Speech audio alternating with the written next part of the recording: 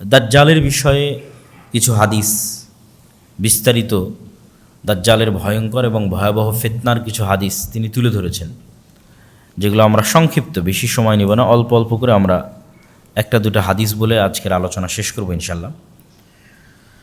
ফাতেমা বিনতে কাইস রাদিয়াল্লাহু তাআলা থেকে বর্ণিত, তিনি বলেন, এক সালাতের পর আল্লাহর নবী বললেন মাইকে বা মুখে, মাইকে তো না, মুখে ঘোষণা হলো যে তোমরা সবাই বসে পড়ো, রাসূল সাল্লাল্লাহু আলাইহি ওয়াসাল্লাম কথা বলবেন।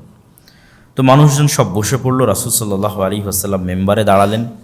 মেম্বারে দাঁড়িয়ে তিনি বলতে লাগলেন যে আজকে আমি তোমাদেরকে এমন এক গল্প শোনাবো যে গল্প আমি তোমাদের সামনে অনেক করেছি। এই গল্প হচ্ছে তামিম আদ-দারির গল্প। আন্না তামিম আদ-দারি কান রাজুলান নাসরানিয়ান, যে ছিল খ্রিস্টান মানুষ, যা আফাবায়া ও আসলামা, সে আল্লাহ নবীর হাতে হাত রেখে ইসলাম গ্রহণ করার পর এই ঘটনা সে আল্লাহ নবীকে শোনায়।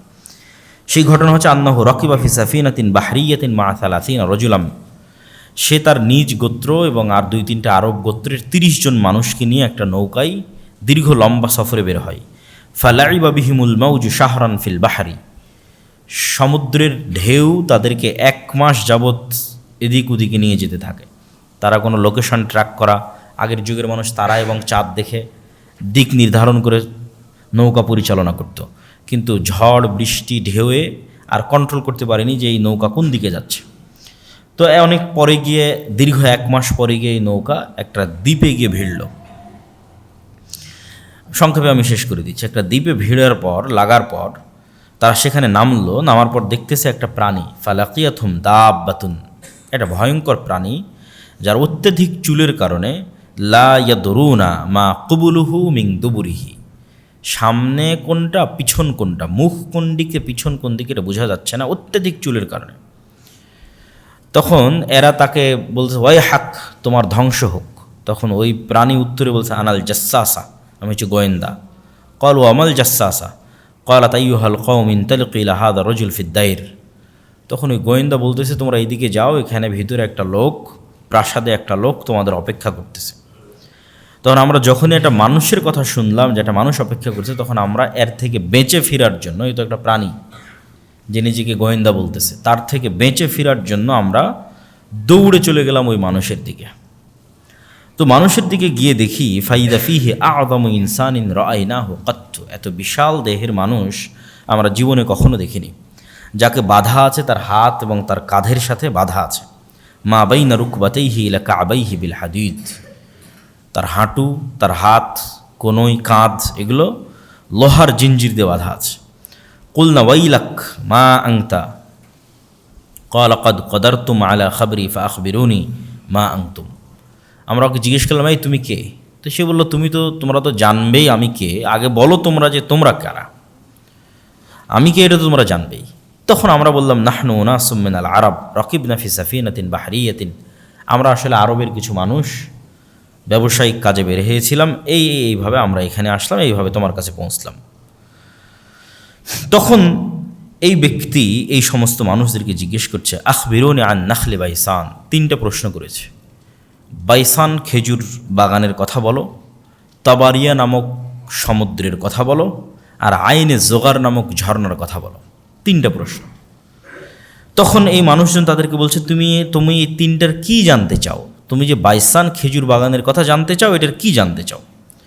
বলে আসআলুকুম আন নাখলিহা হাল ইউসমির আমলা, আমি জানতে চাই বাইসান খেজুর বাগানে এখনও খেজুর হয় না? বলে এখনও হয়। তো অচিরেই একদিন এই বাগানে খেজুর হবে না। আমি জানতে চাই তাবারিয়া নামক এই সমুদ্রে, এই সাগরে, এই দ্বীপে, এই খালে পানি আছে না নাই? তো বলে আছে। তো বলে অচিরেই এখানে একদিন পানি থাকবে না। আইনে জোগার নামক ঝর্ণায় পানি আছে না নাই? তো বলে আছে। তো বলে অচিরেই এখানে একদিন পানি থাকবে না। আধুনিক যারা গবেষক তারা গবেষণা করে দেখেছেন এই 3টা জায়গায় এখন ইসরায়েলের সীমানার অন্তর্ভুক্ত, এবং তাবারিয়া নামক যে সুন্দর সমুদ্র, এটা খ্রিস্টানদের একটা অত্যন্ত ভ্রমণের জায়গা, পবিত্র ভ্রমণের জায়গা। তারা মনে করে যে ঈসা আলাইহিস সালাতু ওয়াস সালাম যত মোজেজা দেখিয়েছেন, সকল মোজেজা তিনি এই তাবারিয়া নামক সমুদ্রের পাশে দেখিয়েছেন। জীবিতকে মৃত করা, কুষ্ঠ রোগীকে ভালো করা, এই জন্য তারা এই তাবারিয়া সাগরকে তারা অনেক পবিত্র মনে করে, এবং লক্ষ লক্ষ খ্রিস্টান ইসরায়েলে ঘুরতে যায় এই তাবারিয়া নামক সাগর দেখতে। তো দাজ্জাল এই 3টা জায়গার কথা জিজ্ঞেস করলো। তারপরে 4 নম্বরে জিজ্ঞেস করলো আখবিরুনি আন নাবিয়্যিল উম্মিয়িন, অশিক্ষিত মূর্খ নবীর কথা বলো, আনপাড়, যিনি লেখা জানেন না পড়া জানেন না, এরকম কোনো নবী এসেছে কিনা আরবে? আমাদের নবী মুহাম্মদ সাল্লাল্লাহু আলাইহি সাল্লাম লিখতেও জানতেন না, পড়তেও জানতেন না। ক্বালা ক্বাদ খারাজা মিন মাক্কা ওয়া নাযালা ইয়াসরিব, হ্যাঁ তিনি এসেছে, মক্কা থেকে বের হয়ে মদিনায় হিজরত করেছেন। কী অবস্থা? বলে তার সাথে আরবদের যুদ্ধ চলতেছে ইত্যাদি। তখন সে নিজে বলতেছে ইন্না যাকা খায়রুন লাহুম ইউতিউহ, মানুষের কল্যাণ হবে এই নিরক্ষর আনপড়, যিনি লেখা এবং স্বাক্ষর এবং পড়া জানেন না, এই নবীকে মেনে নেওয়া এটা মানুষের উচিত হবে। আর আমি তোমাদেরকে সংবাদ দিচ্ছি যে আমি হচ্ছি মাসিহ দাজ্জাল। আমাকে আল্লাহ সুবহানাহু ওয়া তাআলা একদিন বের হওয়ার অনুমতি দিবেন, সেই দিন আমি বের হব এবং 40 দিনে সমগ্র পৃথিবী সফর করব, গায়রা মক্কা ওয়া তাইবাহ, মক্কা এবং মদিনা ছাড়া। ফাহুমা মুহাররামাতানি আলাইয়া কিলতাহুমা, কেন মক্কা এবং মদিনা আমার উপর হারাম থাকবে। আমি যতবার মক্কা এবং মদিনায় প্রবেশ করার চেষ্টা করব ততবারই ফেরেশতা তাদের উন্মুক্ত তরবারি দিয়ে আমাকে বাধা দিবে। তখন রাসূল সাল্লাল্লাহু আলাইহি ওয়াসাল্লাম তার যে খুতবার লাঠি ছিল, এই লাঠি দিয়ে এইভাবে বাড়ি দিয়ে বললেন, হাযিহি তাইবাহ, হাযিহি তাইবাহ, হাযিহি তাইবাহ, এটাই হচ্ছে সেই তাইবা, এটাই হচ্ছে সেই তাইবা, সেই মদিনা যেখানে দাজ্জাল প্রবেশ করতে পারবে না। এবং আমি এই দাজ্জালের ঘটনা তোমাদেরকে এর আগেও বলেছি। এবং রাসূল সাল্লাল্লাহু আলাইহি সাল্লাম হাত দিয়ে ইশারা করলেন পূর্ব দিকে, যে দাজ্জাল পূর্ব দিক থেকে বের হবে। মদিনা থেকে সরাসরি পূর্ব দিকে যদি রেখা টানা হয়, তাহলে যেই উপসাগরকে কেন্দ্র করে এখন যুদ্ধ চলতেছে সেই উপসাগর পরে আর কি, মানে সৌদি আরবের সীমানা যদি আমরা বাদ দিয়ে দিই, যে সৌদি আরবের সীমানার পরে আমরা পূর্ব দিকে মদিনা থেকে একটা রেখা টানতেছি, কোথায় গিয়ে থাকে? তাহলে সৌদি সীমানা শেষ হলে প্রথমে সাগর পড়বে, পারস্য উপসাগর, তারপরে ইরান পড়বে, তারপরে এইভাবে সামনের দিকে যেতে থাকবে পূর্ব দিক। তো রাসূল সাল্লাল্লাহু আলাইহি ওয়াসাল্লাম বললেন পূর্ব দিক থেকে দাজ্জাল বের হবে। দাজ্জাল সম্পর্কে রাসূল সাল্লাল্লাহু আলাইহি ওয়াসাল্লামের আরও দুই একটি সংক্ষিপ্ত বর্ণনা এই তথ্যের সাথে সম্পৃক্ত, কানেক্টেড। দাজ্জাল যে 40 দিন পৃথিবীতে ঘুরবে, এই 40 দিনের প্রথম দিন হবে 1 বছরের সমান, এই 40 দিনের দ্বিতীয় দিন হবে 1 মাসের সমান, এই 40 দিনের তৃতীয় দিন হবে 1 সপ্তাহের সমান, এবং এই 40 দিনের বাকি 37 দিন হবে স্বাভাবিক দিনের সমান। রাসূল সাল্লাল্লাহু জিজ্ঞেস করে আল্লাহ নবী, সে এত দ্রুত কীভাবে 40 দিনে সমগ্র পৃথিবী সফর করবে, তার গতি কেমন হবে? তো আল্লাহ নবী বললেন, কাল গাইসি ইস্তাদবারাতহুর রিহ, আকাশে যে তোমরা মেঘ দেখো, এই মেঘ যখন চলে, এই মেঘ চলার যে গতি, সেই গতি হবে। তো আল্লাহ নবী মেঘের সাথেই কেন সাদৃশ্য দিলেন, আর মেঘের চলার গতির সাথেই কেন সাদৃশ্য দিলেন, এটা স্পষ্ট বোধগম্য নয়। সরাসরি দাজ্জালের নিজের গতি এরকম হবে আকাশে উড়ার মতো, না দাজ্জাল আকাশে উড়ার কোনো যন্ত্র ব্যবহার করবে, আল্লাহু আলাম, আল্লাহ সুবহানাহু ওয়া তাআলা ভালো জানেন। রাসূল সাল্লাল্লাহু আলাইহি ওয়াসাল্লাম বললেন, দাজ্জাল যখন কোনো এলাকায় যাবে তখন তাদেরকে ডাক দিবে তার উপর ঈমান আনার জন্য। এই নরসিংদীর মানুষ, এই বাংলাদেশের মানুষ, ওই যে এরিয়াতে যাবে, তোমরা আমার প্রতি ঈমান আনয়ন করো। তো যেই এলাকার মানুষ ঈমান আনয়ন করবে, ওই এলাকার আকাশকে দাজ্জাল আদেশ দিবে, ফাতুমতিরুস সামা, আকাশকে আদেশ দেবে আকাশ বৃষ্টি বর্ষণ করে এলাকায়। তখন আকাশ সেই এলাকায় বৃষ্টি বর্ষণ করবে। জমিনকে আদেশ দিবে দাজ্জাল যে ফসল উৎপাদন করো, ফাতুমবিত, তখন সেখানে ফসল উৎপাদন হবে। আর ওই অঞ্চলের মানুষ টাকা পয়সা, ধন দৌলত, খাবার দাবারে পরিপূর্ণ হয়ে যাবে তাদের। এবার দাজ্জাল কোনো এক এলাকায় গিয়ে যখন বলবে যে এই ঈমান আনয়ন করো, আর ওই এলাকার মানুষ যখন বলবে যে না আমরা ঈমান আনয়ন করবো না, তখন দাজ্জাল ওই আকাশকে বলবে বৃষ্টি বন্ধ করে দাও, জমিনকে বলবে উৎপাদন বন্ধ করে দাও। ওই এলাকা থেকে দাজ্জাল যখন চলে যাবে তখন সেটা দুর্ভিক্ষে পরিণত হয়ে যাবে। আর এক হাদিসে রাসূল সাল্লাল্লাহু আলাইহি ওয়াসাল্লাম, আমরা যে শাম সিরিয়ার যে মুজাহিদদের কথা বলতে যখন ঈসা আলাইহিস সালাম আসবে, ওখানেও বলা আছে যে শাম বা সিরিয়ার মানুষ দাজ্জালের আনুগত্য না করার কারণে সেখানে দুর্ভিক্ষ দেখা দিবে এবং মানুষ তার ধনের রশি খাওয়া শুরু করবে, এই পরিমাণ দুর্ভিক্ষ দেখা দিবে। তখন তারা ঈসা আলাইহিস সালামের অপেক্ষা করবে এবং ঈসা আলাইহিস সালাম আসার পর দাজ্জালের এই ভয়ঙ্কর ফিতনা থেকে তারা মুক্তি পাবে। নাহলে দাজ্জালের এই ভয়ঙ্কর ফিতনা এমনভাবে মানুষকে গ্রাস করবে, প্রত্যেক যে মানুষের ন্যূনতম দুনিয়াবি লোভ আছে, ন্যূনতম, সেই ফিতনায় পা দিয়ে দিবে। আর যে মানুষের চুল পরিমাণ দুনিয়ার লোভ নাই, যে মৃত্যুর জন্য প্রস্তুত, যে আমার জন্ম হয়েছে বাস মরার জন্য, ঈমান অবস্থায় মৃত্যুকে সকল কিছুর উপর প্রাধান্য দিবে, এই ধরনের মানুষেরা দাজ্জালের ফিতনা থেকে বেঁচে যেতে পারে। এটা পৃথিবীর সবচেয়ে ভয়ঙ্কর ফিতনা, যে ফিতনা সম্পর্কে অতীতের সকল নবী রাসূল সতর্ক করেছেন। রাসূলুল্লাহ সাল্লাল্লাহু আলাইহি ওয়াসাল্লাম দাজ্জালের কথা বলতে গিয়ে আরও বলেছেন যে দাজ্জাল মদিনার একজন মানুষকে হত্যা করে জীবিত করবে। দাজ্জাল যখন মদিনায় যাবে, মদিনার মধ্যে তো প্রবেশ করতে পারবে না, মদিনার পাশে যখন যাবে তখন মদিনা বিশাল ঝাঁকুনি হবে, ভূমিকম্প হবে, এবং এই ভূমিকম্পে মদিনার যারা ফাসেক ফাজের মোনাফিক আছে তারা মদিনা থেকে বের হয়ে এসে দাজ্জালের পূজা করবে, আর একমাত্র পাক্কা মুমিনেরা মদিনায় থেকে যাবে, যাদের ইমান খুব মজবুত টপ লেভেলের। তো ওই রকম একজন ইমানদার ব্যক্তি বের হয়ে আসবে যাকে দাজ্জাল হত্যা করবে, যে দাজ্জালকে অস্বীকার করবে এবং হত্যা করার পর আবার জীবিত করবে। জীবিত করার পর ওকে বলবে যে এই তোমাকে হত্যা করেছিলাম, তোকে জীবিত করলাম, এখনও তুমি আমাকে আমার প্রতি ইমান আনতেছো না, আমাকে রব্বুল আলামিন হিসেবে বিশ্বাস করতেছো না। তখন এই মুজাহিদ বলবে যে আমার আগের চেয়ে ইয়াকিন বেশি হয়ে গেছে যে তুমি সেই দাজ্জাল, আগের চেয়ে আমার ইমান আরও মজবুত হয়ে গেছে। তখন দাজ্জাল আরও ক্ষিপ্ত হবে এবং তাকে আবারও হত্যা করতে চাইবে, কিন্তু তাকে হত্যা করতে পারবে না। যাই হোক, এইভাবে দাজ্জালের যে সংক্ষিপ্ত ঘটনা, এই ঘটনা শেষ হওয়ার পর কী হবে? দাজ্জালকে ঈসা আলাইহিস সালাতু ওয়াস সালাম হত্যা করবেন। ঈসা আলাইহিস সালাম যখন দামেস্কের মসজিদে নামবেন, নামার পরে তিনি দাজ্জালকে খুঁজতে থাকবেন। ইমাম মাহদি এবং তার সৈন্যবাহিনী এবং মুজাহিদদেরকে নিয়ে খুঁজতে খুঁজতে তিনি জেরুজালেমের লুদ নামক দরজায় দাজ্জালকে পাবেন এবং দাজ্জাল তাকে দেখে গলতে থাকবে, কিন্তু গলা শেষ হওয়ার পূর্বেই ঈসা আলাইহিস সালাতু ওয়াস সালাম দাজ্জালকে হত্যা করবেন এবং সেই রক্ত মানুষকে দেখাবে। দাজ্জালকে হত্যা যখন করা হয়ে গেছে তখন আল্লাহ সুবহানাহু ওয়া তাআলা ঈসা আলাইহিস সালামকে বলবে যে ঈসা ইবনে মারিয়াম, আমার একদল সৃষ্টিজীব আছে যাদের সাথে কেউ যুদ্ধ করে পারবে না, অতএব মুমিনদের নিয়ে মুজাহিদদের নিয়ে তুর পাহাড়ে আশ্রয় নাও। তো মুমিন মুজাহিদদের নিয়ে ঈসা আলাইহিস সালাতু ওয়াস সালাম তুর পাহাড়ে আশ্রয় নেবে। আর আল্লাহর সেই সৃষ্টিজীব কারা? তারা হচ্ছে ইয়াজুজ আর মাজুজ।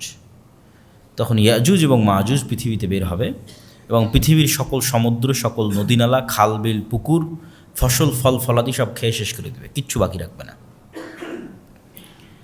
এবং এই ইয়াজুজ এবং মাজুজের এই ভয়ঙ্কর যে পরীক্ষা, আসলে মুসলমানদের শক্তি যে দুনিয়াবী শক্তি নয়, এটা এই জায়গাতেও প্রমাণ হয় যে একজন নবী তিনি তুর পাহাড়ে আশ্রয় নিয়ে আছে, তাকে আল্লাহ বলছে না যে তুমি যাও ইয়াজুজ মাজুজের সাথে যুদ্ধ করো।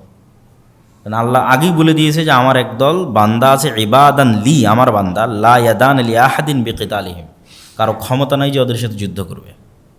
তাহলে ঈসা আলাইহিস সালামের বাঁচার রাস্তা কি? আল্লাহর কাছে কান্নাকাটি করা।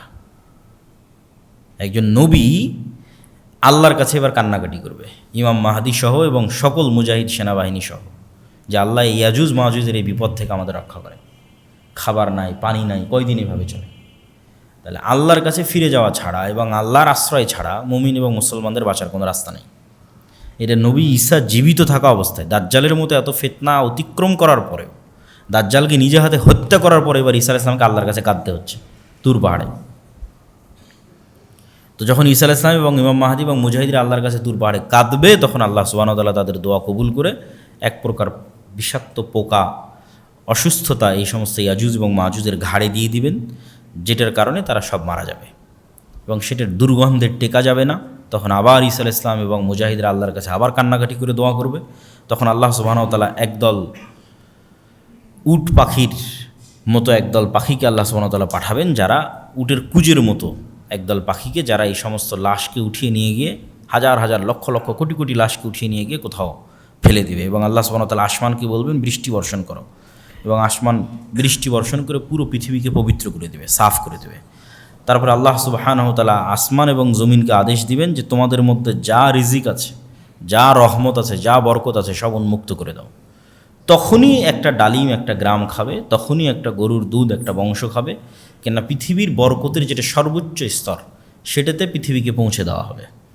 আর পৃথিবীতে যুদ্ধ বিগ্রহ বন্ধ হয়ে যাবে এবং এতদিন যুদ্ধ বিগ্রহের যা অস্ত্র ছিল সেগুলোই জ্বালিয়ে পুড়িয়ে শেষ করতে 7 বছর পার হয়ে যাবে এবং পৃথিবীতে ঈসা আলাইহিস সালাতু ওয়াস সালামের 7 বছরের সর্বশ্রেষ্ঠ ন্যায়পরায়ণের শাসনকাল প্রতিষ্ঠা হবে, ন্যায় এবং ইনসাফের শাসন 7 বছর।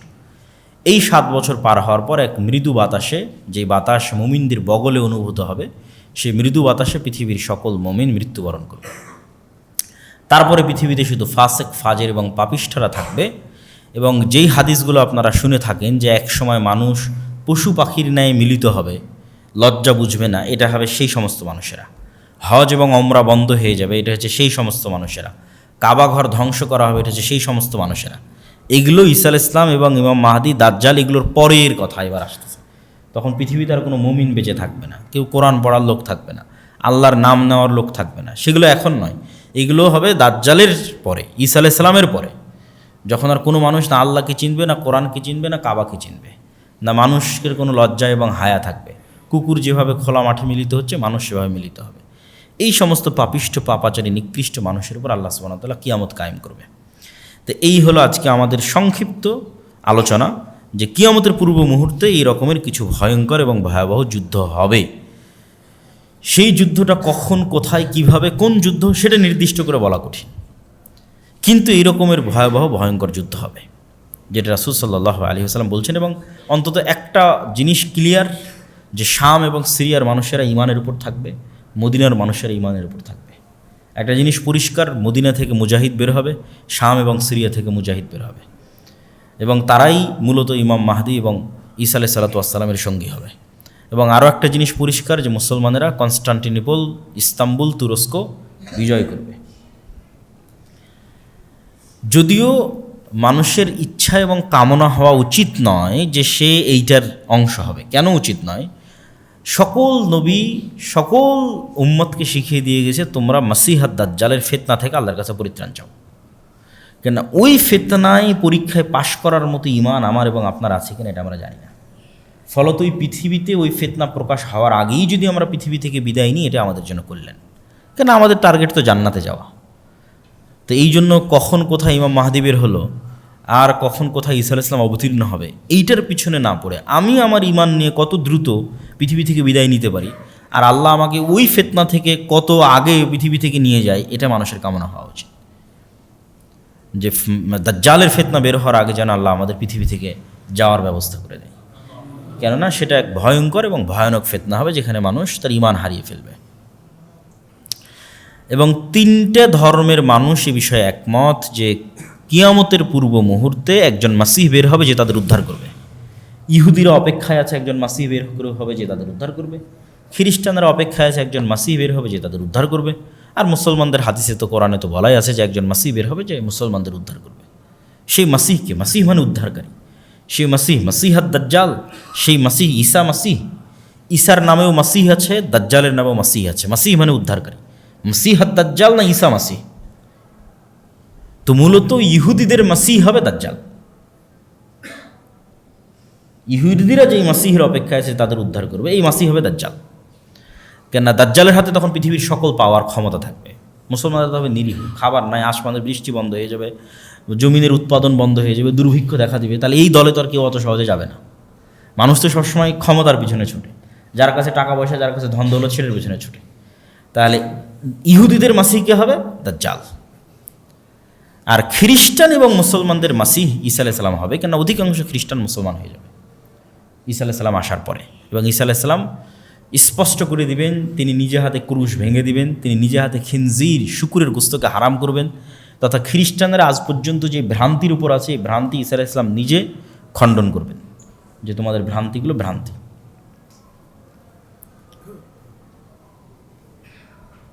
আর রমজান মাসকে সামনে রেখে আমাদের যে করণীয় কাজ, সেই করণীয় কাজের মধ্যে সবচেয়ে জরুরি কাজ, এক নম্বর জরুরি কাজ যেটা রমজানে কোনো মতেই মিস দেওয়া উচিত নয়, সেটা হচ্ছে 5 ওয়াক্ত সালাত। স্বাভাবিকভাবেই দেওয়া উচিত নয়, কিন্তু আমি সিয়ামও পালন করছি আবার সালাত আদায় করি না, এই সিয়ামের কোনো গুরুত্ব নাই, এই সিয়ামের কোনো দাম নাই। দাজ্জাল যখন আসবে তখনও সাহাবীরা রাসূল সাল্লাল্লাহু আলাইহি ওয়াসাল্লামকে জিজ্ঞেস করল, আল্লাহ নবী সালাত কেমনে হবে? একদিন যদি 1 বছর হয় সালাত কেমনে হবে? তাহলে দেখেন সাহাবীদের মাথায় সালাত কিভাবে ঢুকে আছে যে দাজ্জালের ফিতনার ভয়ে ভীত হয়ে অন্য কোনো প্রশ্ন নয়, তাদের মাথায় প্রথম ক্যাচ করেছে সালাত। ঈসা আলাইহিস সালাতু ওয়াস সালাম যখন তার মায়ের কোলে ফাআশারাত ইলাইহি ক্বালু কাইফা নুকাল্লিমু মান কানা ফিল মাহদি সাবিয়্যা ক্বালা ইন্নী আব্দুল্লাহ আতানিয়াল কিতাব ওয়া জাআলানি নাবিয়্যা। ঈসা আলাইহিস সালাম বললেন মায়ের কোল থেকে যে আমি আব্দুল্লাহ, আল্লাহর বান্দা, আল্লাহ আমাকে নবী করেছে।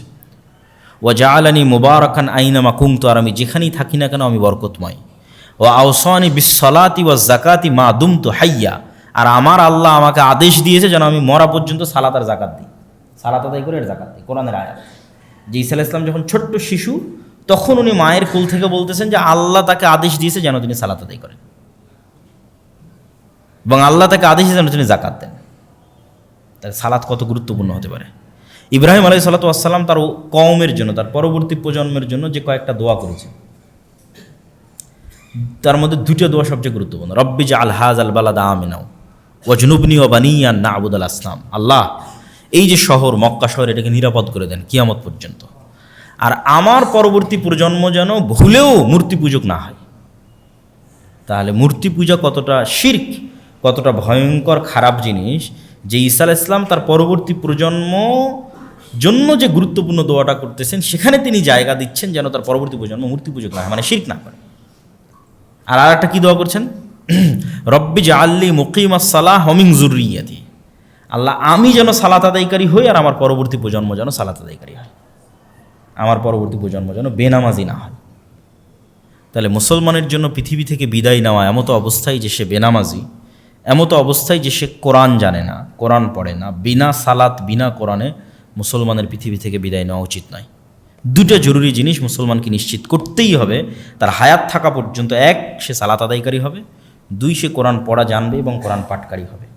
তাহলে রমজান মাসের 1 নম্বর জরুরি কাজ 5 ওয়াক্ত সালাত, 2 নম্বর জরুরি কাজ কোরআন। মুসা আলাইহিস সালাতু ওয়াস সালামের কওমকে যখন তাওরাত দেওয়া হলো, তোরাহ বলে ইহুদিরা উচ্চারণ করে, যে তোরাহ, যখন তাওরাত দেওয়া হলো, তখন এই তাওরাত যেন তারা মানে, এই জন্য তুর পাহাড়, যে তুর পাহাড়ে ঈসা আলাইহিস সালাম আশ্রয় নেবে, যে তুর পাহাড়ে এই মুসা আলাইহিস সালাম ইবাদত করেছেন 40 রাত আল্লাহর, আরবাঈনা ওয়া ইয ওয়া'আদনা মুসা 40 লাইলা, 40 রাত ইবাদত করেছে মুসা আলাইহিস সালাম তুর পাহাড়ে। এই তুর পাহাড়কে আল্লাহ ইহুদিদের মাথার উপর তুলে ধরেছে, তুলে ধরে বলছে, হয় তাওরাত মানার ওয়াদা কর, না হলে পাহাড় ছেড়ে দিয়ে এখনই হত্যা করে দিলাম, এখনই ধ্বংস করে দিলাম। তখন বানু ইসরাঈল বলছে, ঠিক আছে, আমরা তাওরাত এবং তাওরাতে যা আছে এটা মানব। তো প্রত্যেক উম্মতের উপর যে গজব এসেছে, সে গজব আসার কারণ হচ্ছে ওই উম্মতের উপর পাঠানো কিতাবকে না মানা। তাওরাত যদি না মানে তো পাহাড় ছেড়ে দিয়ে আল্লাহ ধ্বংস করে দেবে। তাহলে উম্মতে মুহাম্মাদির উপর গজব আসবে যদি তারা কোরআনকে অবহেলা করে। আর উম্মতে মুহাম্মাদের উপর গজব নূহ আলাইহিস সালামের কওমের মতো বন্যার আকারে হবে না, লূত আলাইহিস সালামের কওমের মতো শহর উল্টিয়ে দেওয়া হবে না, আদ সামুদের মতো বিকট আওয়াজ বা ঝড়ো বাতাসে পরিপূর্ণ ধ্বংস হবে না। তাহলে উম্মতে মুহাম্মাদের উপর গজব কি? উম্মতে মুহাম্মাদি যদি কোরআন অবহেলা করে, বা আমি গজবে আছি কিনা এজ এ উম্মতে মুহাম্মাদি, সেটা আমি বুঝবো কিভাবে? সেটা হচ্ছে আমাদের উপর ভিন্ন জাতিকে আল্লাহ চাপিয়ে দেবে। আরাকানের রোহিঙ্গা, আর চায়নার উইঘুর, আর ফিলিস্তিন, আর বাংলাদেশ, আর যেখানে ভিন্ন জাতিকে তাদের উপর চাপিয়ে দেবে, এটা গজব। এটা হলো উম্মতে মুহাম্মাদির গজবের ধরন। উম্মতে মুহাম্মাদির গজব বন্যা নয়, ভূমিকম্প নয়, শহর উল্টিয়ে দেওয়া নয়, আকাশ থেকে অগ্নিবৃষ্টি নয়, বিকট আওয়াজ নয়। উম্মতে মুহাম্মাদির গজব হচ্ছে ইহুদি, খ্রিস্টান, হিন্দুরা এদেরকে কুচুকাটা করবে।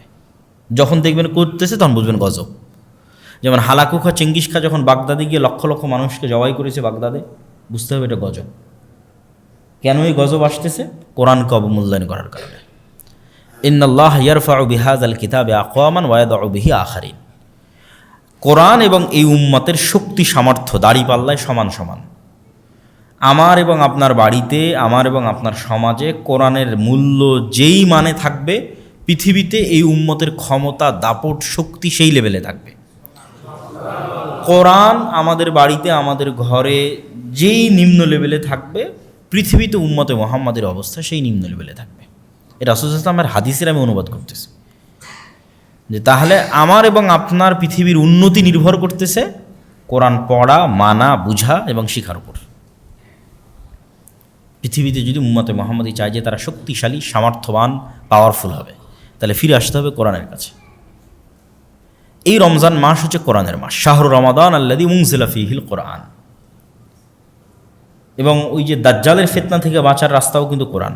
সূরা কাহফের প্রথম 10 আয়াত এবং সূরা কাহফ দাজ্জালের ফিতনা থেকে মুক্তির রাস্তা।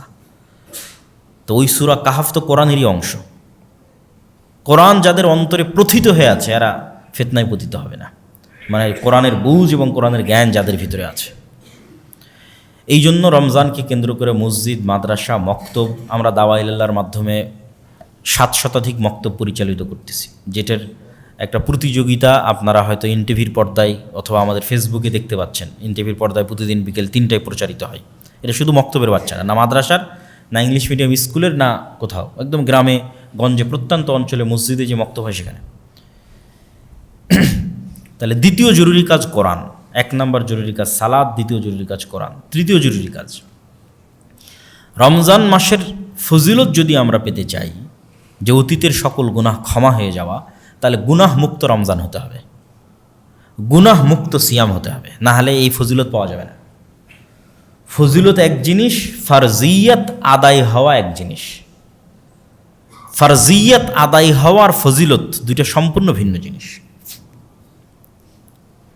তুমি যদি নিয়মিত ক্লাসে 40%, সর্বনিম্ন 40% যদি ক্লাসে উপস্থিতি থাকে, তাহলে তোমার ছাত্রত্ব টিকবে। আর যদি ক্লাসে উপস্থিতি 100% থাকে, তাহলে তোমাকে এই পুরস্কার দেওয়া হবে। ছাত্রত্ব টিকা আর পুরস্কার পাওয়া অনেক পার্থক্য আছে। তো আমি ঠিক আছে না খেয়ে থাকলাম, লজ্জাস্থান হেফাজতে, পেটের সিয়াম আর লজ্জাস্থানের সিয়াম। এই সিয়ামের কারণে কি হবে? সিয়াম না থাকার গুনাহ থেকে আমি বেঁচে যাব, ফারজিয়াত আদায় হয়ে যাবে। কিন্তু ফজিলত পূরণ করার জন্য আমাকে একটা শর্ত পূরণ করতে হবে, সেটা হচ্ছে গুনাহ মুক্ত রমজান লাগবে, গুনাহ মুক্ত সিয়াম লাগবে। জিহব্বারও সিয়াম লাগবে, চোখেরও সিয়াম লাগবে, কানেরও সিয়াম লাগবে, হাতেরও সিয়াম লাগবে, পায়েরও সিয়াম লাগবে। চোখ দেখবে না অশ্লীল দৃশ্য, কান শুনবে না অশ্লীল কথা, মুখ বলবে না অপ্রয়োজনীয় গীবত পরনিন্দা, জিহব্বায় উচ্চারিত হবে আল্লাহর জিকির, উচ্চারিত হবে কোরআন, চোখ দিয়ে পড়বে আল্লাহর কোরআন, হাত দিয়ে ইবাদত করবে আল্লাহর, এবং সকল গুনাহ থেকে মুক্ত থাকবে। এবার পাবে ওই ফজিলত যে কেউ যদি রমজানে সিয়াম রাখে, কেউ যদি রমজানে তারাবির সালাত আদায় করে, কেউ যদি লাইলাতুল কদরের রাত জাগে, তাহলে তার অতীতের সব গুনাহ মাফ হয়ে যাবে। এটা স্পেশাল অফার, ফজিলত, পুরস্কার। এইটা পূরণ করতে হলে গুনাহ মুক্ত রমজান লাগবে। এই জন্য রমজানের তৃতীয় জরুরি কাজ, যে রমজানে আপনাকে টার্গেট নিতে হবে যে আমি শুধু পেট আর লজ্জাস্থানের সিয়াম থাকবে না, পুরো শরীরের সিয়াম চলবে, তথা পুরো শরীরের সকল অঙ্গ প্রত্যঙ্গকে সকল গুনাহ থেকে বিরত রাখা। আল্লাহ সুবহানাহু ওয়া তাআলা আমাদের তৌফিক দান করুক, আল্লাহুম্মা আমিন। রমজান মাসের চতুর্থ জরুরি কাজ, অত্যধিক পরিমাণে দান, সাদাকা এবং জাকাত বের করা। দেখেন ঈসা আলাইহিস সালামের যে আয়াতটা পড়লাম, ওইটাতে ঈসা আলাইহিস সালাম বলতেছে আল্লাহ আমাকে আদেশ দিয়েছে সালাত আর জাকাতের, কোথাও আল্লাহ জাকাতকে আলাদা করেনি সালাত থেকে। তাহলে আমাদের ব্রেনে সালাতের গুরুত্ব যেই মানের, নিশ্চিত থাকেন জাকাতের গুরুত্ব ওই মানের। কেন কোরআনে কোথাও জাকাতকে, অর্থনৈতিক ইবাদতকে সালাত থেকে আলাদা করা হয়নি। শুরুতেই বলছে ওয়ায়ুকিমুনাস সালাহ ওয়া মিম্মা রাযাকনাহুম ইউনফিকুন, একদম প্রথম সূরা বাকারা, যে তারা সালাত আদায় করে এবং আল্লাহর রাস্তায় দান করে। আল্লাহ সুবহানাহু ওয়া তাআলা জান্নাত বিক্রি করে দিবেন যারা শহীদ হবে জীবন দিয়ে, আর যারা টাকা দিয়ে জান্নাত কিনে নেবে। তো এই জন্য জাকাত পুঙ্খানুপুঙ্খ হিসাব করে বের করতে হবে। 7.5 ভরি স্বর্ণ, 52 তলা রৌপ্য, রৌপ্যর হিসেবে জাকাত বের করলে গরিব মিসকিনের হক বেশি আদায় হয়। এখন স্বর্ণের যে দাম 22, 23, 25 লাখ টাকার মালিক না হলে তো জাকাতই ফরজ হবে না। এই জন্য রৌপ্যের আলোকে জাকাত বের করা ভালো। 1 লাখ টাকা সমপরিমাণ সম্পদ, 80,000 থেকে 1 লাখ, এটাই নেশাব হওয়ার জন্য যথেষ্ট। আর নেশাব যখন 1 বছর অতিক্রম করবে, 1 বছর পর যখন আবার দেখবেন হ্যাঁ আপনার কাছে 1 লাখ বা সমপরিমাণ টাকা আপনার কাছে আছে, তখন আপনি এবার জাকাতের হিসাব করবেন। হিসাব করতে গিয়ে সব একত্রিত করবেন, যত স্বর্ণ আছে, যত গয়না আছে, যত ক্যাশ মানি আছে, ব্যাংক ব্যালেন্স, যত টাকা জমা রাখা আছে, মানুষের কাছে পাওনা পাবেন এরকম যত টাকা আছে, সব একত্রিত করে তার 2.5%, বর্তমান বাজার দর ধরে 2.5%। আর ব্যবসায়ী হলে আপনার বিক্রিযোগ্য পণ্য কতখানি আছে, কাঁচামাল কতখানি আছে, যেমন সুতা কতখানি এখন স্টকে আছে, আর কাপড় তৈরি করেছেন এখন বাজারে বিক্রি হবে সেটা কতখানি আছে। ফিক্সড অ্যাসেট হিসাবের মধ্যে আসবে না। ব্যবসায়িক কাজের জন্য যে সমস্ত গাড়ি ঘোড়া বাড়ি এগুলো চলতেছে, বাড়ি ভাড়া নেওয়া আছে, মেশিনারিজ চলতেছে, এগুলোর জাকাত লাগবে না। ঠিক আপনি যে গাড়ি ব্যবহার করছেন, বাড়িতে আছেন, এগুলোর জাকাত লাগবে না। প্রত্যেক যেখান থেকে ইনকাম হয় ওটার জাকাত লাগে। জমিতে যখন ফসল হয় তখন ওষুধ দিতে হয়, ফসল নাই, জমির কোনো ট্যাক্স নাই, ইনকাম হলেই জাকাত। তো জাকাত খুব জরুরি এবং খুব গুরুত্বপূর্ণ। জাকাত যদি না দেওয়া হয় তাহলে জাকাত অনাদায়ী সম্পদের ধরন হিসেবে শাস্তি হবে। জাকাত অনাদায়ী সম্পদ যদি স্বর্ণরৌপ্য হয়, জাহান্নামের আগুনে ছ্যাঁক দিয়ে পিঠে ছ্যাঁক দেওয়া হবে, আর বলা হবে দেখো তো এটা কত মজাদার, কত সুস্বাদু, বিরিয়ানি যেমন স্বাদ এটা ওরকম স্বাদ না। আল্লাহ ওই শব্দ ব্যবহার করছে যে বলো তো স্বাদ কেমন লাগতেছে, আনন্দ কেমন লাগতেছে, আল্লাহ কীরকম মজাক করতেছে, ঠাট্টা করতেছে জাকাত অনাদায়কারী ব্যক্তির সাথে। দেখেন যে আমরা খাবারের জন্য যেই স্বাদ শব্দটা ব্যবহার করি ওইটা তার জন্য ব্যবহার করা হবে। আর যদি জাকাত অনাদায়কারী সম্পদ হয় এমনি টাকা পয়সা ধন দৌলত, তাহলে ওইটা হবে সাপের আকৃতিতে, ছোবল দিবে আর বলবে আমি তোমার সেই সম্পদ, সঞ্চিত সম্পদ যার জাকাত দাওনি, এখন স্বাদ কেমন একটু দেখো, সুস্বাদু কত আমার এই ছোবল। আর যদি জাকাত অনাদায়কারী সম্পদ হয় গরু ছাগল, তাহলে এগুলোকে শিং দেওয়া হবে, খুর দেওয়া হবে। এরা ওই ব্যক্তিকে তার পায়ের আঘাতে এবং মাথার আঘাতে আহত করতে থাকবে আর বলতে থাকবে, আমি তোমার সেই সম্পদ আর জাকাত হয়নি। এই জন্য জাকাত দিতেই হবে। রমজান মাসে পঞ্চম জরুরি কাজ শেষ 10 দিন রাত জাগা, এতেকাফ করা, লাইলাতুল কদরকে অনুসন্ধান করা। লাইলাতুল কদরি খায়রুম মিন আলফি শাহর। নূহ আলাইহিস সালাতু ওয়াস সালামের কওম 900 বছর হায়াত পাওয়ার পরেও নেকিতে উম্মতে মুহাম্মাদিকে পাল্লা দিতে পারবেন, অথচ উম্মতে মুহাম্মাদের বয়স 60 বছর। তাহলে নূহ আলাইহিস সালামের একটা কওম যদি কেউ 900 বছর আল্লাহর ইবাদত করে, হিসেবে তো কি বেশি আগে জান্নাতে যাওয়ার কথা এবং বেশি উঁচুতে স্থান দেওয়ার কথা। কিন্তু বেশি আগে জান্নাতে যাবে, বেশি উঁচুতে স্থান পাবে মাত্র 60 বছরের জীবন পাবে উম্মতে মুহাম্মাদ। এটা কোরআনের বরকত, লাইলাতুল কদরের বরকত। লাইলাতুল কদরের এক রাতি খায়রুম মিন আলফি শাহর, 1000 মাসের চেয়ে উত্তম। তাহলে কেউ যদি প্রতি বছর একটা করে লাইলাতুল কদর পায়, তাহলে ওর জীবনে ইবাদতের পরিমাণ কত বছরের সমান হতে পারে। তাহলে লাইলাতুল কদর এবং কোরআনকে মূল্যায়ন করে উম্মতে মুহাম্মাদি অতীতের উম্মতের চেয়ে ইবাদতে এবং নেকির প্রতিযোগিতায় এগিয়ে যাবে। এই জন্য লাইলাতুল কদরকে আমাদের অনুসন্ধান করতে হবে। রমজান মাসে লাইলাতুল কদর আছে নিশ্চিত, রমজান মাসের মধ্যে লাইলাতুল কদর আছে এটা নিশ্চিত। ইন্না আনজালনাহু ফি লাইলাতুল কদর শাহরু রমাজান আল্লাযী উনজিলা ফীহিল কোরআন, দুইটা আয়াত। আমি এটাকে অবতীর্ণ করেছি লাইলাতুল কদরে, আর শাহরু রমাজান আল্লাযী উনজিলা ফীহিল কোরআন রমজান মাসে কোরআন অবতীর্ণ করেছি। তাহলে আমি যদি কোরআন লাইলাতুল কদরে অবতীর্ণ করে থাকি, রমজানে অবতীর্ণ করে থাকি, তাহলে লাইলাতুল কদর রমজানের মধ্যে আছে, আর বাইরে যাওয়ার সুযোগ নাই। এখন রমজানের মধ্যে মানুষ তার চেষ্টা অনুযায়ী লাইলাতুল কদরকে খুঁজবে। যারা রমজানের প্রতি রাত জাগবে তাদের তো শতভাগ নিশ্চয়তা। যারা তার চেয়ে কম জাগতে চায় তারা শেষ 10 দিনের প্রত্যেক রাত, যারা তার চেয়ে কম জাগতে চায় তারা শেষ 10 দিনের বিজোড় রাত, এর নিচে নামার সুযোগ নেই। শুধু 27, শুধু 21 এরকম কোনো স্পষ্ট দলিল কোরআন এবং হাদিসে নাই। শেষ 10 দিনের বিজোড়ের কথা রাসূল সাল্লাল্লাহু আলাইহি ওয়াসাল্লাম বলেছেন। আর যারা ইতিকাফে থাকবে তাদের জন্য জরুরি হচ্ছে রমজান মাসে ইতিকাফ অবস্থায় অন্য স্বাভাবিক গল্প তো বহু পরের কথা, অন্য আলেম ওলামার বক্তব্য শোনা, অন্য আলেম ওলামার বই পড়াও ঠিক না। ইতিকাফ অবস্থায় আপনার কাজ জিকির, সালাত, কোরআন, দোয়া, ব্যাস। এইভাবে ইতিকাফকে মূল্যায়ন করতে হবে। ইতিকাফে বসে আপনি সারাদিন ফোন চালাচ্ছেন, এটা ইতিকাফ হলো না। ইতিকাফ মানে সোশ্যালি ডিসকানেক্টেড হওয়া। তো আগের যুগে আমরা ফিজিক্যালি, যেহেতু আমাদের সমাজ ব্যবস্থা ছিল, তাই ফিজিক্যালি গিয়ে আমরা ডিসকানেক্ট হতাম মসজিদের কোনায়। এখনকার আমার সমাজ ব্যবস্থা হচ্ছে ডিজিটাল সমাজ ব্যবস্থা। তাহলে আমি যখন ফেসবুকে চালাচ্ছি, আমি কিন্তু চায়ের আড্ডার স্থলেই আছি। মানে আগের যুগের বাইরের চায়ের স্টল এখনকার ফেসবুক। তাহলে আমি ইতিকাফে বসে ফেসবুক চালাচ্ছি, মানে আমি যেন মসজিদ থেকে বের হয়ে ইতিকাফ ভেঙে চায়ের স্টলে যে আড্ডা দিচ্ছি, ফেসবুকে কমেন্ট করতেছি, রিপ্লাই দিচ্ছি, ইউটিউব ভিডিও দেখতেছি। তাহলে এখনকার যুগে ইতিকাফ মানে আগে মোবাইল থেকে ডিসকানেক্ট হতে হবে, ডিজিটালি আগে ডিসকানেক্টেড হতে হবে। ডিজিটাল যে সমাজ ব্যবস্থা আগে ওটার থেকে বিচ্ছিন্ন, তারপরে সশরীরে বিচ্ছিন্ন। ডিজিটালি এটা সাথে গেল এবং এটার মাধ্যমে সমাজ ব্যবস্থার সাথে কানেক্ট থাকলাম, এই ইতিকাফ প্রকৃত ইতিকাফ হবে না। এই জন্য যারা ইতিকাফে বসবেন তারা এই বিষয়গুলো খেয়াল রাখার চেষ্টা করবেন। আল্লাহ সুবহানাহু ওয়া তাআলা আমাদের রমজানকে মূল্যায়ন করার তৌফিক দান করুক, আল্লাহুম্মা আমিন। দাজ্জালের ফিতনা থেকে বেঁচে থাকার তৌফিক দান করুক, আল্লাহুম্মা আমিন।